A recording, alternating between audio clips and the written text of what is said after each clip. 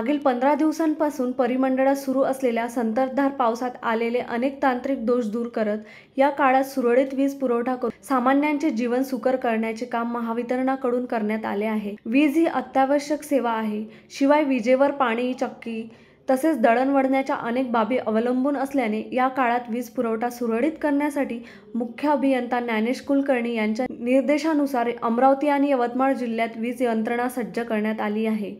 कोणत्याही कारणामुळे एखाद्या ठिकाणी महावितरण वीज खांब, वीज वाहिनी तुटून पडली असेल तर त्याला कोणीही हात लावू नये, कारण त्यात वीज प्रवाह असण्याची आणि त्यामुळे प्राणांतिक अपघात होण्याची शक्यता असते। अशा वेळी महावितरणाच्या नजीकच्या कार्यालयात किंवा अमरावती जिल्ह्यासाठी असलेल्या दैनंदिन संनियंत्रण कक्षाच्या 78 75 76 38 73 या नंबरवर आणि यवतमाळ जिल्ह्याकरिता 78 75 76 30 99 या मोबाईल नंबरवर संपर्क करून माहिती देण्याचे आवाहन महावितरणाने केले आहे। वीज पुरवठा सुरळीत करण्यासाठी महावितरणाचे कर्मचारी सज्ज आहेत, परंतु पाऊस आणि विजेच्या असलेल्या विरोधाभासी संबंधामुळे अनेकदा तांत्रिक दोष निर्माण होऊन वीज पुरवठा खंडित होतो। दोष शोधण्यासाठी बरेचदा संपूर्ण वीज वाहिन्यांचे पेट्रोलिंग करावे लागते।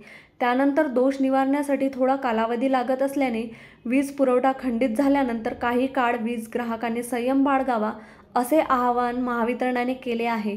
उत्तम Brahmanwade, the sting operation news, Amravati.